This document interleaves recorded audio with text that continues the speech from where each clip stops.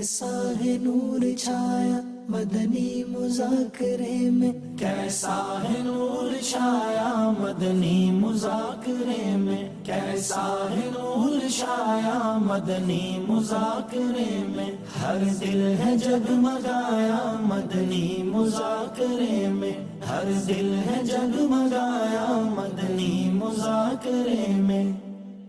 الحمدللہ رب العالمین، والصلاة والسلام على خاتم النبیین، اما بعد فاعوذ باللہ من الشیطان الرجیم، بسم اللہ الرحمن الرحیم، الصلاة والسلام علیک یا رسول اللہ وعلی آلک وصحابک یا حبیب اللہ، الصلاة والسلام علیک یا نبی اللہ وعلی آلک وصحابک یا نور اللہ۔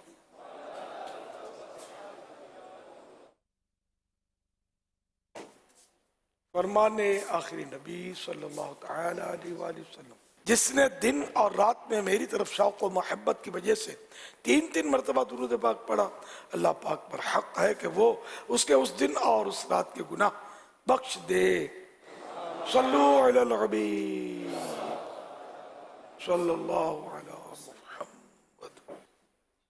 نویت سنت الاعتکاف، جب کبھی مسجد میں داخل ہونے کی سعادت پائیں، اعتکاف کی نیت ضرور فرمائیں۔ نیت دل کے ارادوں کو کہتے ہیں، دل میں نیت کر لیجئے کہ میں نے سنت اعتکاف کی نیت کی، اور عربی کے معنی پر نظر رکھتے ہوں تو ابھی جو نیت کروائی میں نے وہ بھی کافی ہے۔ نیت دل میں ہونا شرط ہے، زبان سے پھر دل میں نیت ہوتے ہوئے زبان سے بولنا یہ مزید بہتر ہے۔ جب تک مسجد میں رہیں گے مفت میں اعتکاف کا ثواب ملے گا، مسجد سے باہر نکلیں گے تو یہ نفل اعتکاف ختم ہوتا ہے، پھر مسجد میں داخل ہو تو پھر نیت کریں۔ یہ یاد رہے کہ مسجد میں کھانا پینا، سونا، سحری، افطار، آب زمزم شریف پینا، دم چاہ پانی پینا، نیاز کھانا وغیرہ اسی صورت میں جائز ہوتے ہیں جبکہ اعتکاف کی نیت کی ہو۔ افطاری سامنے آ گئی، اگر اعتکاف کی نیت نہیں ہے مسجد میں افطار نہیں کر سکتے۔ ہاں اعتکاف کی نیت کر لیجئے، اب افطار کر لیجئے، تاہم بہتر طریقہ یہ ہے کہ پہلے سے ثواب کے لیے اعتکاف کی نیت کی جائے اور کچھ ذکر و درود کر لیا جائے، چاہیں تو 12 بار درود شریف پڑھ لیں، اب بھلے افطار وغیرہ کر لیں۔ صلو علی الحبیب صلی اللہ علی محمد۔ میرا آپ سے سوال ہے کہ ہمارے یہاں پہ بہت سارے ورکر ہوتے ہیں نا، ہمارا پرچون کا کام ہے تو وہ اپنا مشقت کی وجہ سے روزے ہی رکھتے ہیں، تو اس بارے میں ہماری رہنمائی فرماتے ہیں کہ اس کا کیا گناہ ہے، ان کا چھوڑنا جائز ہے کہ نہیں ہے؟ میرا سوال یہ ہے، جو ٹھیلا لگاتے ہیں، مزدوری کرتے ہیں، وہ روزہ نہیں رکھ پاتے، ان کے لیے کیا حکم ہے؟ جو مزدوری کرتے ہیں، محنت کا کام کرتے ہیں، وہ روزہ نہیں رکھ پاتے یا نہیں رکھتے، دونوں میں فرق ہے، تو وہ روزہ نہیں رکھتے، اس لیے ان کو روزہ رکھنا ہوگا۔ دیکھو قربانی کے بغیر تو کچھ بھی نہیں ہوگا، جنت تو تلواروں کے سائے میں ہے، وہ جہاد کی ترغیب کے لیے، تو روزہ رکھنا ہوگا، محنت چھوڑنی ہوگی، جتنی برداشت کر سکتا ہے، آدھا دن کر سکتا ہے روزے میں تو پھر آدھا دن کام کرے، آدھا دن چھٹی کرے۔ پورا دن کام کرنے سے روزہ نہیں رکھ سکتا تو پورا دن چھٹی کرے اور کام کرے، شعبان میں کما لے، رجب میں کما لے، اور ویسے عام طور پر کوئی آدمی بھوکا نہیں مر جاتا، کچھ نہ کچھ اس کو مل ہی جاتا ہے، اس لیے وہ روزہ فرض ہے یہ معاف نہیں ہوتا، یہ بہانہ نہیں ہے، مزدوری ہے، ڈیلی ویجز ہے، تو سب آگے پیچھے رقم رکھتے ہیں، جب وقت آتا ہے تو رقمیں نکلتی ہیں ان کے گھروں سے، ڈھیروں ڈھیر نکلتی ہے، فرنیچر ہوتا ہے گھر میں، بہت آسائش کی چیزیں ہوتی ہیں، اس لیے وہ بہرحال روزہ معاف نہیں ہے، روزہ رکھنا ہوگا۔ اور جن کے پاس نوکری کرتے ہیں، سیٹھ کو چاہیے، بوس کو چاہیے کہ وہ اپنے مزدوروں کو رعایت کرے، اتنا کام لے کہ ان کے روزہ پورا ہو جائے، اس میں ان کو اجر و ثواب ملے گا، تعاون کرے۔ قرآن کریم کے حکم پر بھی عمل کی نیت ہو سکے گی، تعاونوا علی البر والتقوی، کہ نیکی اور پرہیزگاری کے کام میں ایک دوسرے کی مدد کرو. واللہ تعالی اعلم ورسولہ اعلم عز وجل وصلی اللہ تعالی علیہ وآلہ وسلم. صلو علی الحبیب.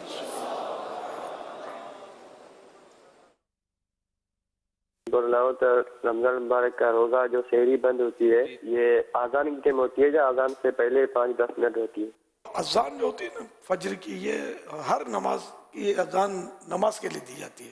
تو فجر کے لیے اذان دی جاتی ہے، اور اس میں یہ ضروری ہے کہ فجر کا وقت ہو گیا ہو. اگر فجر کے وقت سے پہلے اذان دیں گے تو اذان دوبارہ دینی ہوگی جب فجر کا وقت ہوگا. تو اس لیے روزہ جو ہے فجر کے وقت سے پہلے بند ہوتا ہے، یعنی ختم ہوتا ہے ٹائم اس کا. یہ صبح صادق اس کو بولتے ہیں. تو صبح صادق کے بعد اذان دی جائے، پہلے نہ دی جائے. تو اس لیے اذان کا تعلق نہیں. کبھی ایسا ہوتا ہے گھڑی آگے پیچھے ہو جاتی ہے، غلط فہمی ہو جاتی ہے، تو بعض اوقات اذان جو ہے وہ فجر سے پہلے بھی شروع ہو جاتی ہے، صبح صادق سے پہلے. تو یہ کنفرم ہے کہ صبح صادق سے پہلے ہی اذان ہوئی ہے. تو اس دوران اگر کسی نے کھایا پیا تو روزے پر کوئی اثر نہیں پڑے گا، اس نے تو وقت کے اندر کھایا پیا نا. اذان دوبارہ دینی ہوگی. اور اگر اذان واقعی وقت پر ہو رہی ہے تب تو جو کھائے گا پیے گا اس کا روزہ تو چلا جائے گا. تو اس لیے اذان پر اعتماد نہ کرے. اذان کا نہ اذان پر کوئی اس کا تعلق ہے روزے کا. گھڑی گھنٹہ اپنا صحیح رکھے آدمی. تو ٹائم ٹیبل سب دعوت اسلامی کی ویب سائٹ پر نماز کا جو ٹائم ہے، اوقات الصلاح، نماز کے اوقات، یہ مطلب 27 لاکھ سے کچھ زیادہ مقامات کے دنیا بھر کے ٹائم دیے ہوئے ہیں. روزہ سحری افطار کا بھی ٹائم ہے. یہ مطلب اس پر آپ باقی یہ جو چھوٹے چھوٹے ٹائم ٹیبل بٹتے تقسیم ہوتے ہیں نا، یہ بعض اوقات صدیوں پرانے ہوتے ہیں. یہ میں مبالغہ کر رہا ہوں، بہت پرانے ہوتے ہیں، بعض اوقات ایکوریٹ نہیں ہوتے یہ. تو اس لیے دعوت اسلامی کی اپلیکیشن پر پریئر ٹائم میں آپ دیکھ لیا کریں کہ ایک ہماری باقاعدہ ایک مجلس بنی ہوئی ہے جس کو آپ لوگ ٹیم بولتے ہیں. پوری ٹیم ہے، اس پر لاکھوں لاکھ روپے خرچہ ہوتا ہے. بڑے بڑے ہمارے پاس الحمدللہ آلات ہیں جن کے ذریعے سے وہ چاند تارے سب دیکھے جا سکتے ہیں. دور دور والے نزدیک نظر آئیں گے، واضح نظر آئیں گے.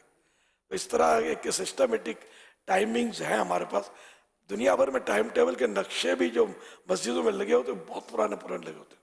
فرق ہوتا ہے اس میں. ان کو بھی چاہیے کہ مہربانی کر کے دعوت اسلامی کے ٹائم ٹیبل کو فالو کریں. تو اس سے انشاءاللہ دنیا اور آخرت میں فائدہ ہوگا. پرانے نقشے ختم کریں. اگر اس میں غلطیاں ہیں، مجھے پتہ ہے کئی جگہ غلطیاں ہیں، اور نماز بے وقت ہو رہی ہے دنیا میں، خود اپنے یہاں پاکستان میں بھی. اس لیے وہ سب کو نقشے اپنے اس کے مطابق کرنے چاہیے. جید علماء اہل سنت سے آپ رہنمائی لینے والے، اپنی مسجد کے امام سے نہیں لینا. کہ مسجد کا امام اس کا عالم، پھر جید عالم نے بڑا عالم ہونا ضروری نہیں ہے.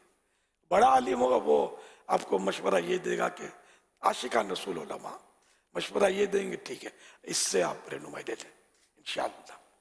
صلو علی الحبیب صلی اللہ علیہ. یہ پریئر ٹائم اپلیکیشن آپ پلے اسٹور پہ جا کر موبائل میں اس کو فری ڈاؤن لوڈ کر کے اپنے پاس رکھ لیں انشاءاللہ تعالی. یہ آپ جہاں بھی ہیں، آپ جب بھی اس کو اوپن کریں گے آپ کی اپلیکیشن کو، آپ کی جو نیٹ ڈیفینیٹلی ہونا چاہیے. انٹرنیٹ عموماً ہمارے موبائل میں ہوتا ہی ہے، تو وہ وہیں جہاں آپ ہیں، چاہے آپ کسی منزل پر ہیں یا زمین پر ہیں، تو یہ آپ کو وہاں جہاں آپ ہیں وہاں کے 5 نمازوں کا وقت وہ کیلکولیٹ کر کر آپ کو بتا دیں گے. تو یہ بہت بڑی نعمت ہے. اللہ پاک ہمیں اس نعمت سے فائدہ اٹھانے کی توفیق عطا فرمائے. بڑے بڑے پلازے بنے ہوئے ہیں، تو بڑے بڑے پلازوں پر جو اوپر کی منزلوں پر ٹائمنگ میں اور نیچے جو زمین پر ہیں ان میں فرق پڑ جاتا ہے. اتنی اب دنیا آگے ترقی، ہوائی جہاز میں فرق پڑ جائے گا، بہت اونچا ہوتا ہے. ٹائم تو سب بدلتا ہے. مجھے تجربہ میں بغداد شریف جا رہا تھا جب، تو ہوائی جہاز میں سورج غروب ہو گیا، اندھیرا ہو گیا. پھر اور آگے بڑھا تو سورج نظر آنے لگا. اوپر ہوتا نا ہوائی جہاز. صلو علی الحبیب صلی اللہ علیہ وسلم. امیر اہل سنت کی بارگاہ میں میرا یہ سوال ہے کہ رمضان مبارک کا پہلا روزہ رکھنے سے پچھلے تمام گناہ معاف ہو جاتے ہیں. اب یہ ارشاد فرما دیں کہ کون سے گناہ معاف ہوتے ہیں؟ صغیرہ گناہ معاف ہوتے ہیں یا کبیرہ گناہ معاف ہوتے ہیں؟ براہ کرم رہنمائی فرما دیجیے. یہاں روایتوں میں آیا ہے تو سے عام طور پر علماء یہی فرماتے ہیں کہ صغیرہ گناہ، صغیرہ مانے چھوٹے چھوٹے گناہ، کبیرہ گناہ مانے بڑے گناہ، چھوٹے گناہ معاف ہوتے ہیں، کبیرہ گناہ توبہ سے معاف ہوتے ہیں۔ اب یہ کوئی کہے کہ چلو یار گناہ کر لو، چھوٹا ہے نا چھوٹا ہے نا چھوٹا ہے نا، پھر وہ کچھ فلاں ورد کر لیں گے تو اس سے صغیرہ گناہ معاف ہونے کی حدیث میں بشارت ہے، معاف ہو جائیں گے، ایسے نہیں ہوگا۔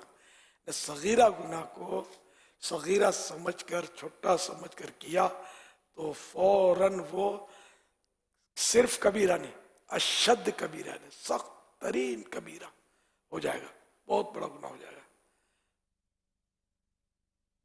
بلکہ بعض صورتوں میں چھوٹے گناہ کو بھی ہلکا جاننا کفر ہو جاتا ہے، اس کی اپنی تفصیلات ہیں۔ تو اس لیے اللہ کی نافرمانی کو کبھی بھی مطلب یعنی کہ ہلکا جاننا، یہ تو بالکل بے وقوفوں کی سرداری قبول کرنا، بلکہ اس سے بھی کوئی بڑا منصب ایسے شخص کو دینا چاہیے اللہ کی نافرمانی کو سمجھتا ہے کہ یار نو پرابلم، توبہ استغفر اللہ، بالکل ندامت ہونی چاہیے اگر گناہ ہو بھی جائے تو۔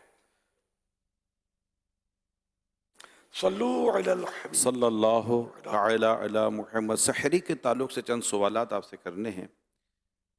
یہ انشاءاللہ مختصر سوال جواب اللہ نے چاہا تو یہ ہمارے پیارے اسلام بھائی آپ کو بہت کام آئیں گے۔ پہلا سوال آپ سے یہ کہ سحری نہیں کر سکے تو اب روزہ کس طرح جاری رکھیں؟ سحری نہیں کر سکتے، سحری تو پانی پی کر بھی ہو سکتی ہے، ایک کھجور کھا کر بھی ہو سکتی ہے۔ بہرحال سحری روزہ رکھنے والے کے لیے سنت ہے، اگر سحری کے بغیر بھی کوئی روزہ رکھتا ہے روزہ ہو جاتا ہے۔ جو لوگ بغیر سحری کے روزہ رکھ لیتے ہیں کیا وہ گناہ گار ہیں؟ گناہ گار نہیں ہے۔ جو ٹی وی پر اذان ہوتی ہے اس سے سحری افطاری کی جا سکتی ہے؟ اعتماد نہیں کرنا چاہیے کہ اب جیسے کراچی میں بھی علاقے بدلتے ہیں تو کچھ ٹائم بدلتا ہے، لیکن ہمارے ہاں تو پورے کراچی کے حساب سے وہ جو پورے کراچی کو جو کور کر لینا اس ٹائم پر یہ افطار سحری کے اعلانات کی ترکیب ہوتی ہے، لیکن ہر چینل یہ کرتا ہو یہ ضروری نہیں ہے، یہ احتیاط ہے۔ میں نے کہا نا وہ پرانے سینکڑوں صدیوں سال پرانے نظام چل رہے ہوتے ہیں۔ کیا سحری کرنے کے بعد دعا قبول ہوتی ہے؟ سحری کے بعد دعا قبول ہوتی ہے۔ سحری کس چیز سے کرنا سنت مبارکہ ہے؟ کھجوروں کا تو حدیث پاک میں تذکرہ ہے، کھجوروں سے۔ حضرت سیدنا صائب بن یزید رضی اللہ عنہ سے روایت ہے، اللہ پاک کے پیارے حبیب صلی اللہ علیہ وسلم نے ارشاد فرمایا نعم السحور التمر، یعنی کھجور بہترین سحری ہے۔ ایک اور مقام پر ارشاد فرمایا نعم سحور المؤمن التمر، یعنی کھجور مومن کی کیا ہی اچھی سحری ہے۔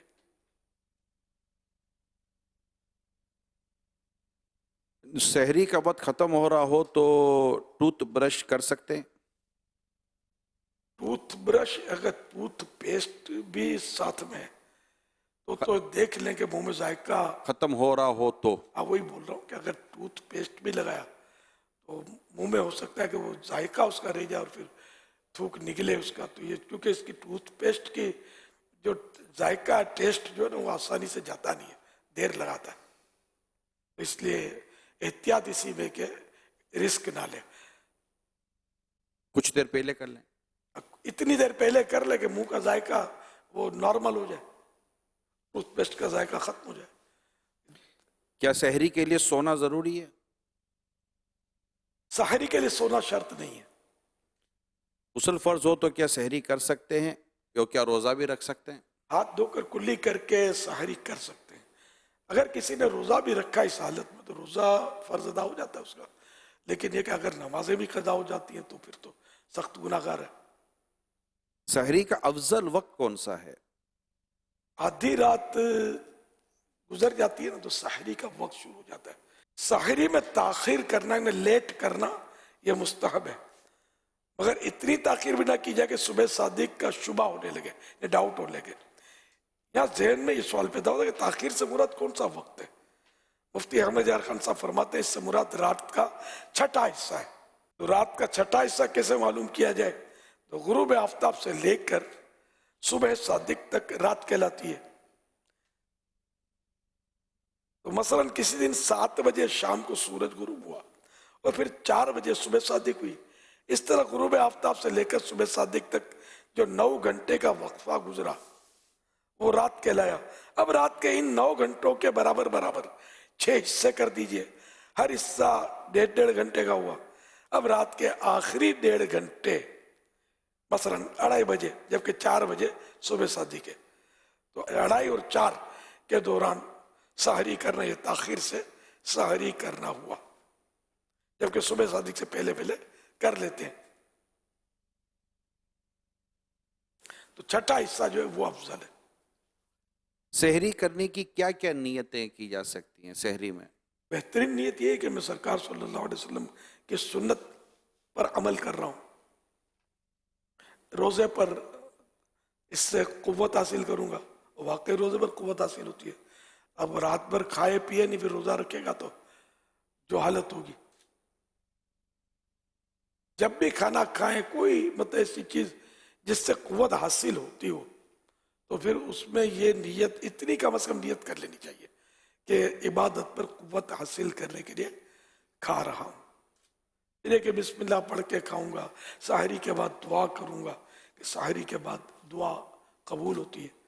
تو اس طرح مزید نیتیں اضافہ کر سکتے ہیں. سحری عبادت پر قوت حاصل کرنے کی نیت, روزے پر قوت حاصل کروں گا اور سنت ادا کروں گا, یہ دونوں شاید زیادہ مشکل نہیں ہے نیتیں. سحری والی دعا پڑھنا بھول گئے تو کیا روزہ ہو جائے گا؟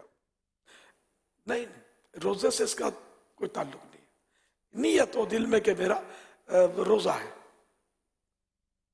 یہ کہتے ہیں روزے کی نیت والی دعا کب پڑھنی چاہیے؟ کیا روزے کی نیت کی بھی کوئی دعا ہوتی ہے؟ روزے کی نیت کی دعائیں کتابوں میں لکھی ہوتی ہے لیکن حدیثوں میں پتہ نہیں شاید ہیں نہیں نیت کی دعائیں. نیت ہو تو دل کے ارادے وہ کہتے ہیں. دل میں نیت ہو کہ میرا صبح سے روزہ ہے, کل میں روزہ رکھوں گا, سحری کے وقت یہ نیت کر لیں. روزے کی نیت کیا زبان سے کرنا ضروری ہے؟ نہیں, دل میں نیت ہونا کافی ہے. اب دل میں نیت ہے اور زبان سے کہہ لینا اچھا ہے. کیا محلے کی آخری اذان تک سحری جب اذان سے سحری کا تعلق ہی نہیں ہے تو آخری ہو یا پہلی ہو, اگر صبح صادق سے پہلے اذان ہوئی تو اذان دہرانی پڑے گی, اور اگر صبح صادق سے بعد ہوئی تو اذان صحیح ہوئی. اگر اس پر کسی نے کھایا پیا تو اس کا روزہ صحیح نہیں ہوا. واللہ تعالی اعلم ورسولہ اعلم عز وجل وصلی اللہ تعالی علیہ وآلہ وسلم. صلو علی الحبیب صلی اللہ علی محمد. میرا نام محمد سکندر کراچی سے بات کر رہا ہوں. میرا یہ سوال تھا کہ ہم لوگ روزہ جو افطار کرتے ہیں مدنی چینل سے افطار کریں یا علاقے کی جو مسجد ہوتی ہے وہاں سے افطار کریں؟ کراچی سے بات کر رہا ہوں. صبح صادق کے جو غروب آفتاب کے جو اوقات ہیں نا, ٹائمنگز, ان کے مطابق کریں. کسی پر بھی بھروسہ نہ کریں, اپنی گھڑی کو بھی صحیح رکھیں. بیسٹ وے یہی ہے اس کا. پتہ نہیں چینل پر بھی غلطی ہو سکتی ہے, مؤذن صاحب بھی غلطی کرتے ہیں, شور بھی مچتے ہیں کہ آج مولانا کو روزہ لگ گیا تو جلدی اذان دے دی. وہ لوگ بیچارے کو صحیح کا مطلب ہو, تو اس لیے وہ اپنا گھڑی گھنٹہ اپنی گھڑی صحیح ہو اور ٹائم ٹیبل پر نظر ہو. ٹائم ٹیبل یہ جو عام جو تقسیم ہوتے ہیں اس پر اعتماد کرنے کا مشورہ میں نہیں دوں گا. الحمدللہ دعوت اسلامی کی جو اپلیکیشن ہے اس میں اوقات ہیں, پریئر ٹائمز, اس میں روزے سحری اور افطار کا بھی ٹائم ہے. اس کے مطابق کریں گے تو انشاءاللہ آپ کو مایوسی نہیں ہوگی. تاہم اگر مؤذن واقعی وقت پر اذان دے رہا تو اس کا بھی فالو تو کیا جا سکتا ہے, لیکن اذان سے تعلق نہیں, اذان کا تو جواب دینا ہے.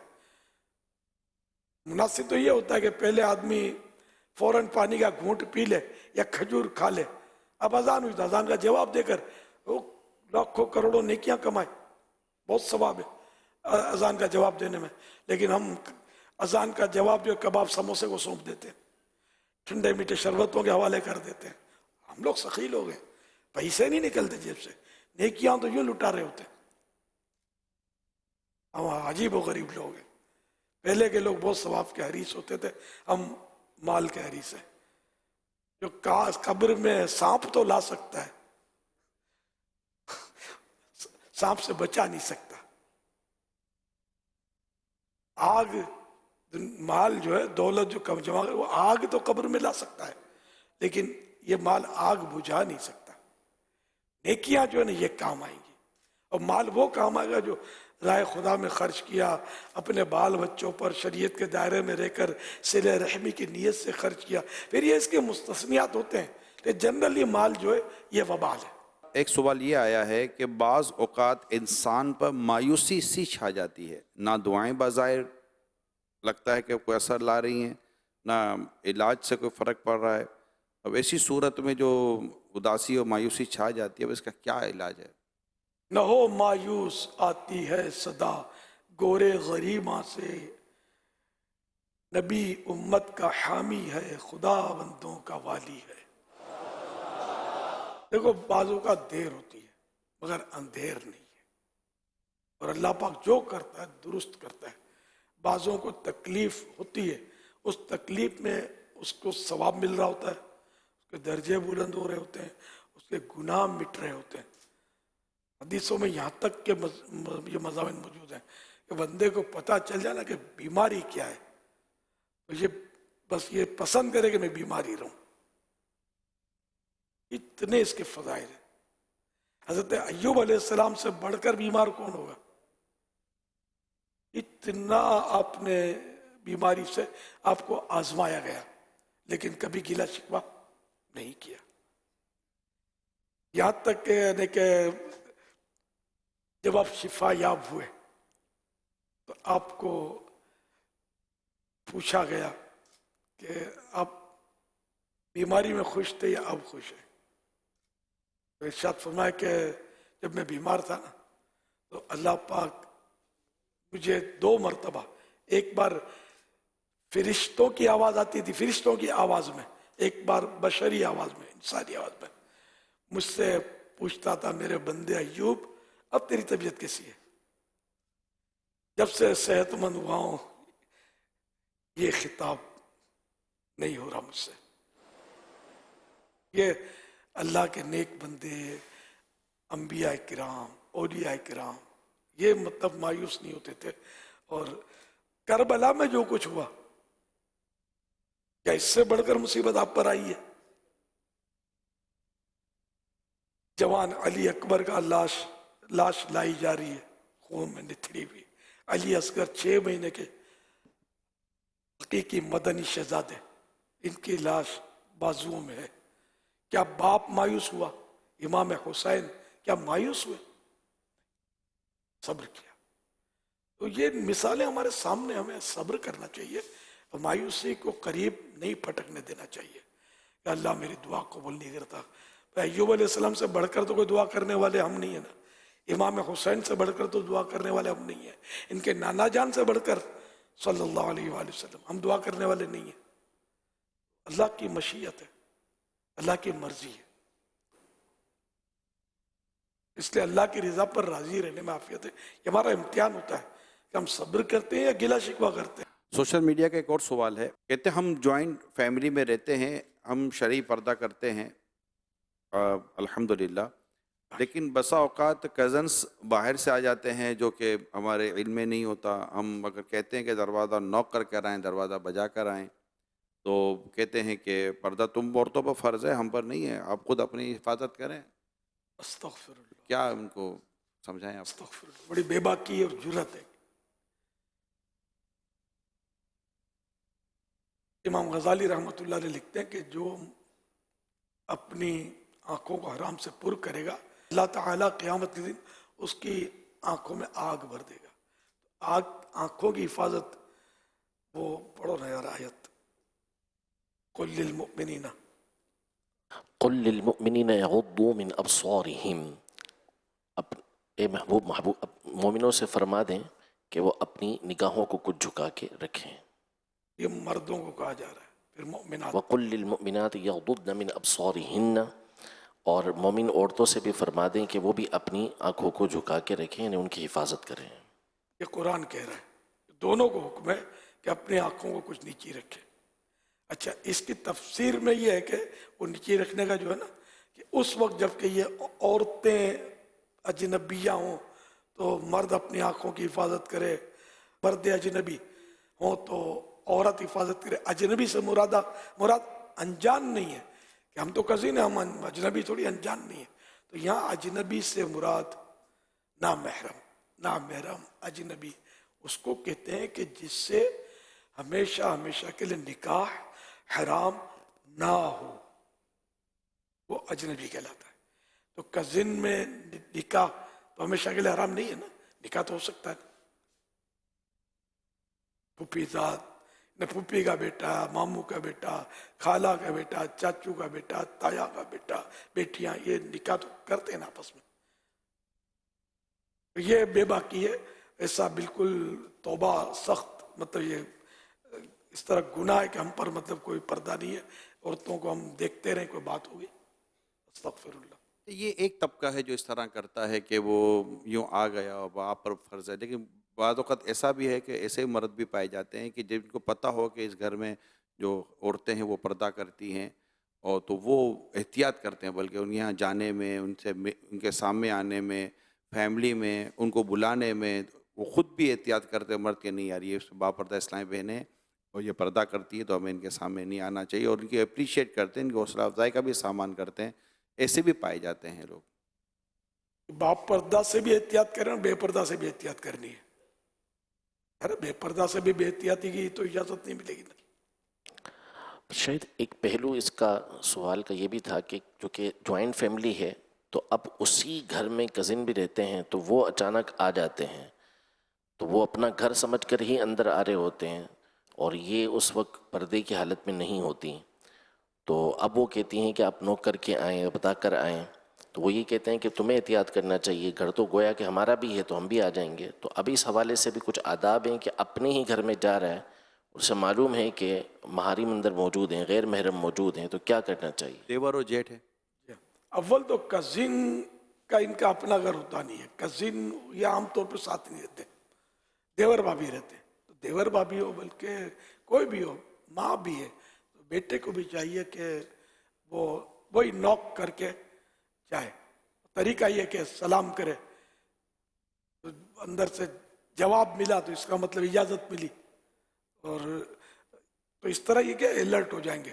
ماں بھی تو اس وقت کپڑے بدل رہی، کچھ بھی کر رہی ہے، تو بیٹا جا کے کھڑا ہو جائے گا آنکھیں پھاڑ کے. ارے اس کو بھی پردہ تو ہے نا ماں سے. ماں کے اس طرح کے کچھ تو اس سے بدن کے حصے ہیں جس سے ہر ایک کا پردہ ہوتا ہے، سب سمجھ بھی سکتے ہیں. جن میں نہیں ہے وہ نہیں سمجھے گا. تو ہم پاگلوں سے بات نہیں کرتے، جو سمجھتے ہیں ان سے بات کرتے ہیں کہ ہر ایک کا پردہ ایک دوسرے سے کچھ صورتوں میں. تو یوں مطلب یہ کہ جائیں کسی اور کمرے میں جانا تو کھنکار کے جائے، تاکہ وہ اگلا جو ہے نا، کھنکارنا بھی سنت ہے، مطلب کھنکار کر جانا بھی سنت ہے. تو اس طرح مطلب ہے کہ کوئی بھی ایسا اٹیمپٹ کرے کہ جس سے پتہ چل جائے کہ بیٹا آ رہا ہے یا باپ آ رہا ہے یا بھائی آ رہا ہے، بہن آ رہی ہے، یہ آپس میں اس طرح کی ترکیب ہونی چاہیے. اچانک کسی کمرے میں جانا نہیں ٹھیک. کچھ بڑے مطلب مہذب قسم کے بھی لوگ ہوتے ہیں، نوک کرتے ہیں، نوک کریں گے اور کھول کے چلے جائیں گے. جیسے بولے کہ ہم بھائی ٹوک کر کے رہے، بہت تمیز والے لوگ ہیں ہم. اندر والا بھی نہ ہلا نہ جھولا، نہ اس کو سنبھلنے کا موقع ملا. بولے کہ بھائی آپ نوک کر کے تو آتے، نوک کر کے تو آیا ہوں، لیکن وہ اندر سے اس کو سگنل ملا ہے کہ جی اندر آ جائیے. تو نوک کرنے کی جو اصل وجہ تھی کہ اندر سے سگنل مل جائے کہ جی آپ آ سکتے ہیں. ایسا یہ نوک کرنا جو ہے نا، یہ ڈاکو سکھا سکتے ہیں. یوں چور ڈاکو یہ سکھا سکتے ہیں. چوریاں جہاں ہوں گی نا، ڈکیتیاں ہوں گی، تو ہر فرد گھر کا دروازہ اندر سے بند کرے گا. اب آنے والے کو نوک کرنا ہی پڑے گا، تو اندر جا ہی نہیں سکتا. تو یہ ڈاکو سکھا سکتے ہیں. ڈاکو سکھائیں اس سے پہلے ہم نہ سیکھ جائیں. میری بات سے ہو سکتا ہے بہت سارے سمجھ گئے ہوں گے کہ ڈاکو کے خوف سے اندر سے بند رہے گا دروازہ، تو باہر سے کوئی آئے گا نہیں، بے پردگی کی صورت پھر بنے گی نہیں. دروازہ بجائے گا، گھنٹیاں بجائے گا، تو پھر وہ آدمی الرٹ ہو کر ٹھیک ٹھاک ہو کر آ کر کھولے گی، اندر والا جو بھی ہوگا یا اندر والی جو بھی ہوگی.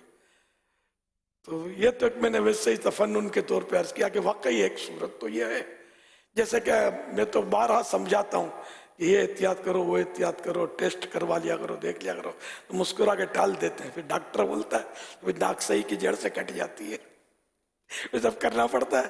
جو ڈاکٹر بولے وہ کرنا ہے، الیاس بولے وہ اپنے وہ نہیں کرنا.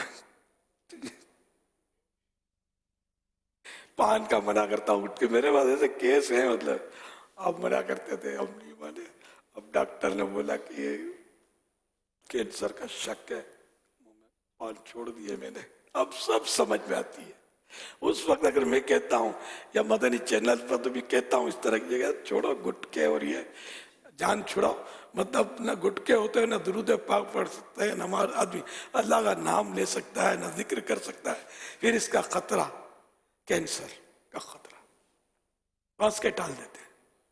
منہ لال لال کر کے پھرتے ہیں، منہ بھی لال، دانت بھی لال. اللہ کے دانت کی تو مثال موتی کی طرح سفید دانت، لیکن وہ لال لال کر کے پھرتے ہیں. پھر یہ لال جو ہے نا، یہ جب پھرتا ہے نا پھر چھالا ڈالتا ہے، پھر چھالا سی ہوتا ہے، پھر بند ہوتا ہے، پھر ختم ہوتا ہے. پھر ایک بار چھالا جو ہے وہ اللہ نہ کرے کینسر کا روپ دھارتا ہے. ایک تعداد آپ کو ملے گی اس میں، کیونکہ آپ لوگوں کے اتنے ٹرمپس نہیں ہے، پتہ نہیں ہے. مجھے پتہ ہے نا کہ وہ اتنے بیچارے اس میں مبتلا ہو جاتے ہیں کہ پوچھو مت. پھر وہ غریب آزمائش ہوتا ہے. اللہ ان سب کو شفا دے. میں دشمنی میں نہیں کہہ رہا، میں عبرت کے لیے کہہ رہا ہوں کہ پہلے ہم احتیاط کریں. تو پان، چالیا، یہ بعض تو ایسے مقامات یا ملک ہیں جن میں ان چیزوں پر پابندیاں ملتی نہیں. چیزیں یہ خطرناک زہر ہے. زہر ہمارے ہاں تو زہر بھی مل جاتا ہے، مگر نقلی ملتا ہے زہر بھی. بعض اوقات خودکشی کرنے والے بھی بچ جاتے ہیں، یہ بھی سنا ہے.